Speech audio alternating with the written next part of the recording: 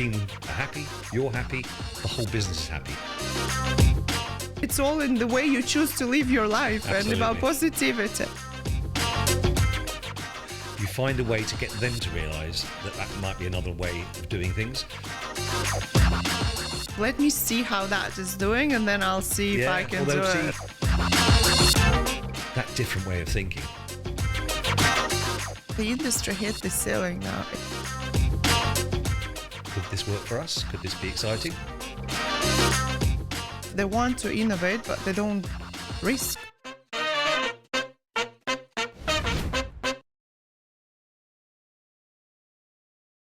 Hi guys, welcome to my new episode, Brands Through Stories. You know, as brand experts, we always tell our clients, it's not about product you sell, it's about the story you tell.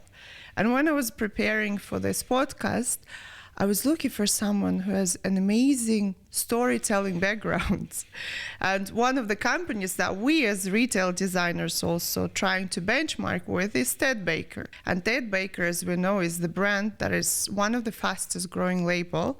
And also it has an amazing story, and every shop that you enter looks different. And through my thank God contacts with Steven from One Golden Nugget, I've met Chris Browne, former global retail director for Ted Baker. He is also a mentor of startups. He is a great person and an author of soon-to-be-launched book, Choose Happy. Chris, thank you so much. Thank you for joining me.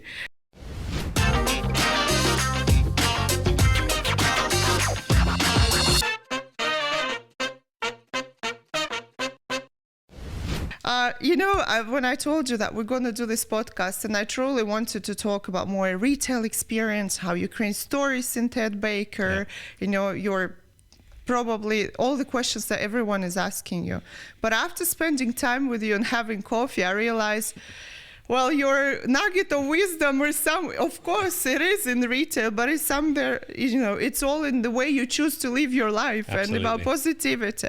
So let me start with this. Where are you now? What are you up to? Yeah. So effectively, I call myself a retail expert. It's the easiest way to explain what I do.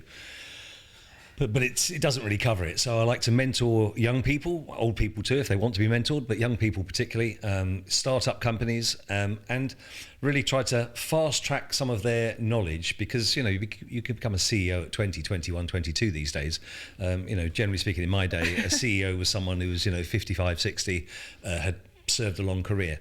So that is a passion of mine, and I meet so many people, and there's a positivity of youth, so there's a confidence of youth, but sometimes it can be misplaced, and it needs a little bit of wisdom just to perhaps nudge it the right way. So I love getting involved with young startups. I'm involved with 4 or 5 as we speak. A couple of them I've invested in, and I feel that's become my passion. And telling my stories. Anyone that's watching this that knows my time at Ted Baker, I've got billion stories.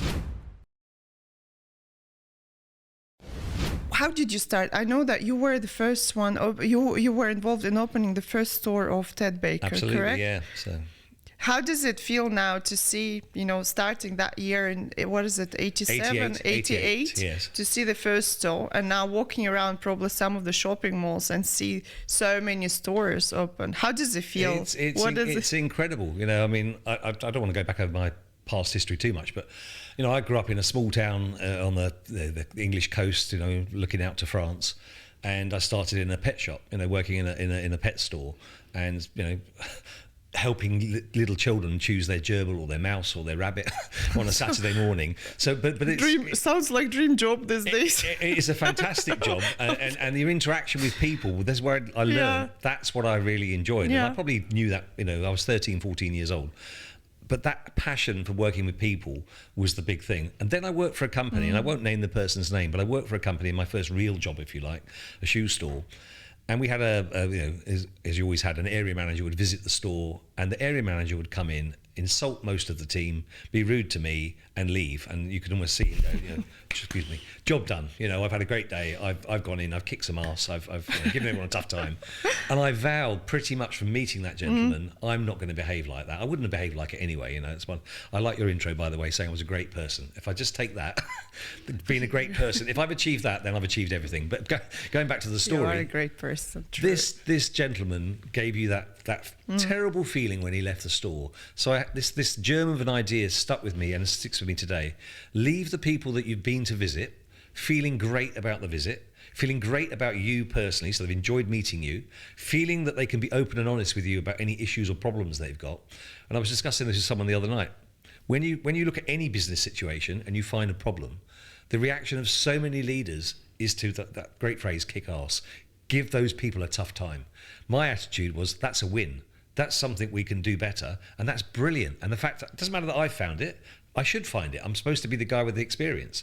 So I don't then beat up the people who've made the mistake, caused the error, had the problem. I show them how to do it better. I make them feel good about it. I make them feel they can tell me their problems, and we progress like that. Now, that's just one simple example of thinking differently and how that can massively affect a team's performance. The team are happy, you're happy, the whole business is happy. Now, other people in my old business perhaps used to think the old way. Differently. And I had to manage that. But me, no. I would be welcomed into the stores, at least I believed I was, welcomed into the stores, and I'd fix problems. So that I used to do is still what I do today, and I love doing it.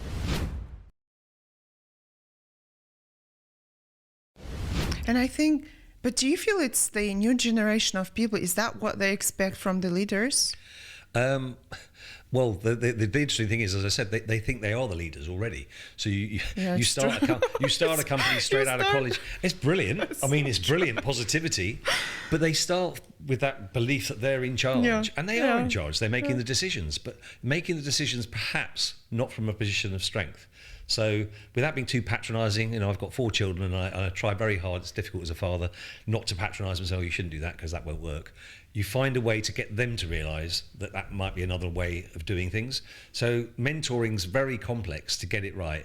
And I hope that, again, any of those that I am mentoring currently or have mentored in the last 4 or 5 years would come back to you and say, yeah, actually, he does live and breathe what he says, what he's telling you here. But you're right. I've met recently a couple of startups, young guys, and you talk to them, and I feel like they're already the leaders. At least they talk to me like they already know, yeah. And they already know. Then why are you here? Yeah, right? No, and that's another key thing, Nina, is staying open to learning. So I'm 60 years old and I haven't stopped. I was telling you a story off camera about living to 115, which I'm absolutely certain I'm going to do. Well, that's 45 years, so that's 55 years away. 55 years more of life. I've got 55 years more learning to take part in. So, and I say take part in, I'm not going to be the one necessarily finding it. Things are going to come my way. People I'm going to meet are going to tell me things I hadn't thought before. So that, again, is crucial. You teach and you learn at the same time.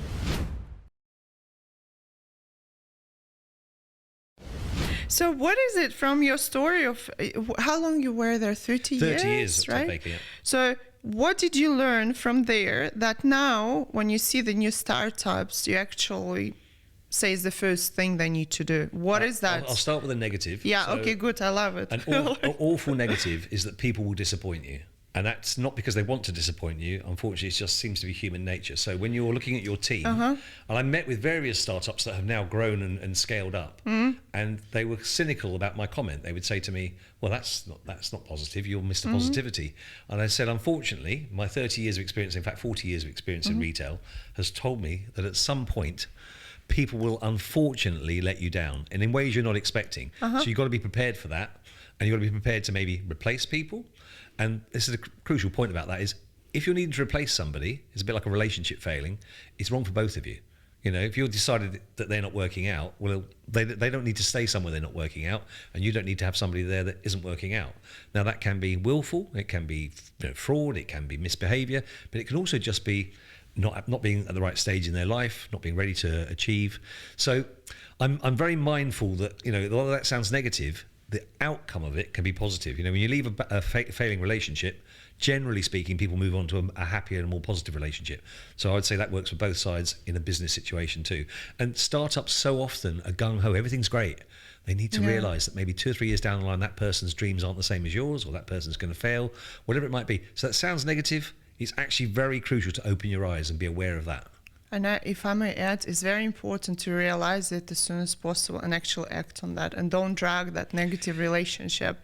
Which I have an experience with that's that. great relationship advice, just full stop, isn't it? I mean, in everything. How many people listening to this are in a relationship that they're currently thinking isn't for me, but they're still in it and they're going to be in it for some months to come? Like me with one of my clients. I'm listening to that, and I know this, and I've been in the industry for 19 years, and I still make the same mistake. And it's not always so easy, so that's the thing. So It's sometimes not, showing them a way forward. One of the companies I work with had a very particular individual that was bringing the whole company down, and their actual phrase they used with me was, "There's nothing we can do about it." So I said, we have to have them. we can't. She knows all of this knowledge. She's indispensable. And I showed them a way for this person too. And I know that the person subsequently has moved on to happier times. This person wasn't happy in their job. They were affecting everybody around them. And the founder of the business said to me after we'd solved the problem, I helped solve the problem, "Wow, I've been working away for 4 years thinking I have to suffer this person's behaviour. You came in, 2 months later, that person was gone. Everybody elevated. That person's come back to me saying it was a release for me too." Yeah. So, and again, you have to keep learning and assessing situations. A crucial thing I would say to you as well, and this is a retail specific point, but it works for every business. When you go into a situation, people go in with a preloaded I was going to say decision, a preloaded list of things they're going to look at and look for or analyse. And I would say to you, yes, do that, have that list and be prepared. But when you go in, be open to, it could be something that wasn't on your plan for today that takes your attention or needs your attention. And I used to teach that as it sounds ridiculous, but as a separate subject. Do the right thing. Do the thing that really needs doing, and know what that can be. Because if you're in retail, an area manager goes into a store and does his checklist, you're going to be missing something over here that could be a stock problem, a personal problem, a marketing issue, whatever it might be. So again, I would teach my people, this sounds very patronizing, but I don't mean it to, teach them to think. Don't teach them to do. Because if you teach them to do, they can do one thing, two things. Teach them to think and open their minds up to, I need to think about all these potential opportunities and issues and ideas. They'll find the thing that needs fixing. And so that meant my job, I could go on to other things. I could do things that are more creative for the brand and not just have to worry about fixing, I don't know, a light bulb in a store or a bit of poor behavior in a store, because my manager in that store will be doing those things. But that fear, I think it's that fear of how you'll delegate it. I'm better, I know more, what if they won't be able to control it and so on. It's that fear, I think. I think so many senior people do that. They just believe that it's all about them. And actually, the brand Ted Baker, for example, 500 stores and 3,500 retail employees and countless others selling the brand wholesale. Nobody got to meet the boss. Nobody got to meet me particularly. I mean, they did, but not as many as didn't meet me. So you have to then empower your teams, and you have to have your team feeling enthusiastic and excited. And it's an underrated factor in business life. The morale of your team and the spirit in that team is everything. It ends up being everything. The customer meets one of 3,500 people. They don't meet the boss. Yeah, absolutely.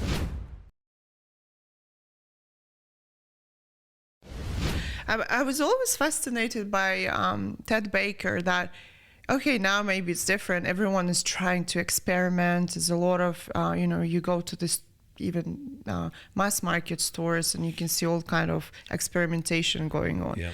But even if you take 10 years ago, Ted Baker has its own very unique identity, right? And each store feels different. Yeah.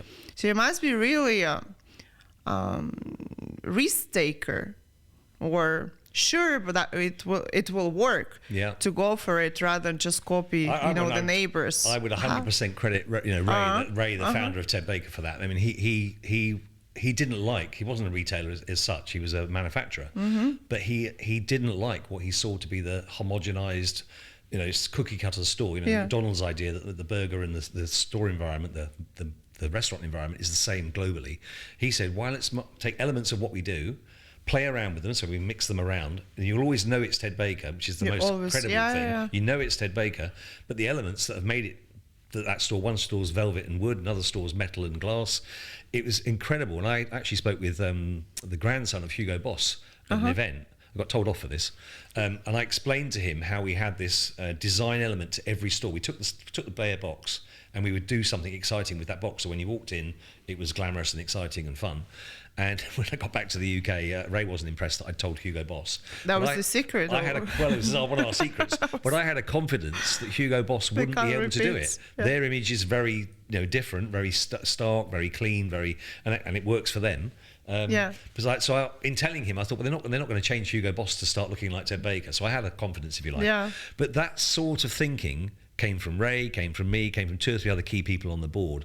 And I would say to you, that's, again, what I can give today to people today, in the startups, the individuals that I meet, that different way of thinking.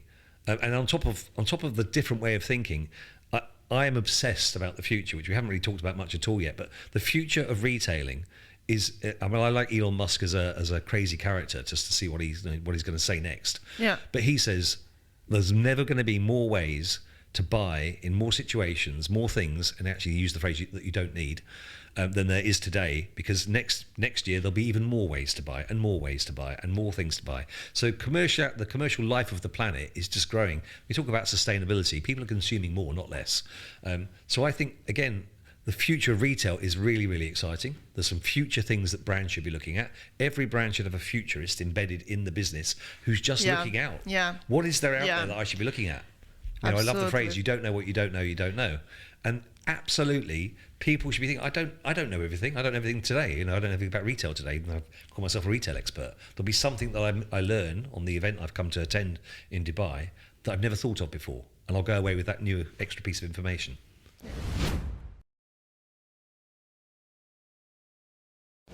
I mean, my head of retail just attended recently Euroshop, when was it? A month ago in Dusseldorf. Oh, right, sorry, yeah. And she said that she's also my sister, actually. Right. So, head of retail is. Yeah. She said it feels like the industry hit the ceiling now. It's a repetitive thing. Compared to the previous one, it's not really a lot of innovation. I don't agree with her. Physically. Physically, I think physically, unfortunately, a lot of retailers have given up, which is quite shocking. And I look at some of the stores when I'm traveling around, and the atmosphere in the stores is like, oh, it's all about online, and it's not true. I attended an Amazon sellers cruise 2-3 weeks ago in the Caribbean, amazing trip, and it was fascinating that somebody gave a stat there. In America, online is only 15% of the total retail. In the UK, it's 25%, and actually we're one of the highest proportions in the world. And everyone has this idea that it's all gone online. It hasn't. Yeah. Physical retail, a lot of stores have gone bust, and a lot of businesses have gone bust. I challenge anyone listening to this, list a store or name a store that's gone bust that should still be here. Is it relevant? No. The reason it went bust, it's not relevant anymore. So your sister's not wrong. There's almost like a moment in time when we've got a bit stuck. But I genuinely think the new generation coming along will start to inject new things, new ideas. Physical retail will go again. It'll hopefully be improved. So a lot of the boring stuff of the 90s, the 2000s, 2010s, it's all been washed away. So I feel that's an exciting moment, not a thing to be depressed about. I think you're very positive, that's why. I don't want to be positive just for the sake of positivity then, because I genuinely think if you put positive energy onto the situation, it will improve. And where we are right now, I mean, Dubai is a very interesting place to come to because there's so many exciting and interesting malls here, and it's almost like a little microcosm. So if you're here, you're thinking, well, that's the world. The rest of the world, malls are struggling, streets are struggling, high streets are struggling, landlords are struggling. So they've got to encourage innovation, and they've got to encourage the new. So, again, I would say looking at the future, looking at future opportunities should be everybody's responsibility. Right. What about the metaverse idea and all those? I'm so excited by that. I helped to host an event. A great friend of mine, Harveen Gill, put on an event for an American company. I'll give them a shout out, Arlene.io. have a look them up. Arlene.io, amazing business. They did some great work with Coach, the luxury leather goods brand, and they did a collaboration with Keith Haring that was only available if you downloaded the app and effectively used your phone, moved your phone around the room, and you were in a virtual showroom. And there's two things that happened. One, they sold out the Keith Haring Coach specialist collection that weekend, the 3 days that the event ran, but they got an uplift in their stores globally of 35% because of the energy and excitement caused by doing a metaverse event. So although I meet so many internal energy and excitement, or overall internal, just people talking about the brand, column inches, the marketing that was produced by it, and the pure fact that people have this idea the metaverse is putting on a headset and you're in a virtual world. You can just hold your phone up and the room that you're in becomes the virtual room, and you can pick product up and turn it around and see it in the phone. Phones are capable of so much more. So when we attended that event, even though they were shown what I've just told you, they were shown the Keith Haring Coach amazing event and a Disney event they ran too. The British retailers in the room, and I don't mind giving them a bit of abuse because they need to wake up. They sat there saying, oh, it's not for my customer, and I don't see this being important. And that's the same people that 20 years ago thought online selling of clothing wasn't going to be important, and now they're all looking stupid. Everyone's forgotten that they said that, by the way. Everyone said, oh, no, I thought the online would be great. No, they didn't. I met lots of people who said it would be terrible. So the metaverse, I think, it's not going to take over, but it's going to be very, very important to be aware of it, to use it, to find out how it works for your brand. Yeah. You know, Barbie clothes, for example, might sound like a strange reference, but Barbie clothes did a virtual set of clothes for Barbie, and then made that collection for human beings, and they worked out from which ones were the most popular to buy for your Barbie virtually and virtually dress her, became the same ones that they then sold as a live collection for young girls to buy, and you do your virtual, consumer research by using the metaverse. Yeah. So, and there's a million other ways that the metaverse should excite people. So if there's one thing that comes out of this chat, Nina, I'd love it if retailers would get excited by the metaverse and explore it properly and say, what could it do for my brand? It's in the early days. 5 years from now, they'll all be saying, oh, wow, Chris Browne said that back in 2023. We're going to keep it. Nina got a scoop on it. I think I meet a lot of people, they always say we innovate, we try this, we try that. But then really when you go to the store, you feel like it's always this kind of safe place, right? There is the fear of, let me see how that is doing, and then I'll see if I can do it. See how one of their rivals does something. Yeah, for sure. Sometimes be first. Most of these things don't cost a lot of money. You can find the tech companies that are providing all this newness. They'll give you a free pilot. I work for another company, Vicen's, based out of Singapore. They have 500 million activations of their app every single month. It's just a phenomenal amount in Asia. And so here, even in Dubai, people are not shopping the way they're shopping in China and Japan and Korea. Trying to get UK retailers, and actually I was working with American retailers too, to take a serious look at what Vicen's could do for them was very, very tough. You couldn't even get to speak to the digital director or the marketing director. Well, if they've got one job, it's surely to meet with newness and say, could this work for us? Could this be exciting? I'm sorry, I could feel that I'm going into a bit of a rant now because it frustrates me. But No, but it frustrates me also. It's not just, if we talk about retail, it's not just in retail. It's a typical thing that you see meet to large corporations or companies. This kind of, they want to innovate, but they don't risk. They don't go for it. They don't even meet the companies that they could, you have this sort of gatekeeper, whether it's the person's PA or it's somebody junior down the chain. So I met with someone the other day, and I won't say their name, but I met someone the other day at a dinner. And I was told that this person had seen the deck of something that I wanted to promote. Yeah. And when met her at a dinner, and of course in the course of that conversation, she said, "No, I've never seen that." So when I spoke to the company, they said, "Oh no, she's seen it. We presented to her. 100% they haven't presented her because I've now presented it to her." Yeah. And she was amazed by what was presented, but somebody in her team didn't show it to her. As soon as she saw it, she went, "Oh, that could work for us." So this is the problem you've got, trying to get through the layers of management, stopping you. Promoting, seeing new tech, new ideas. It's not just tech. I mean, that's the other thing. I would hate anyone to think I'm obsessed by tech. Tech's part of the process, but new ways of managing teams, new ways of communicating with teams. We talked about the home working phenomenon earlier. Fantastic for some people, but you miss that interaction, which is also a huge part of life.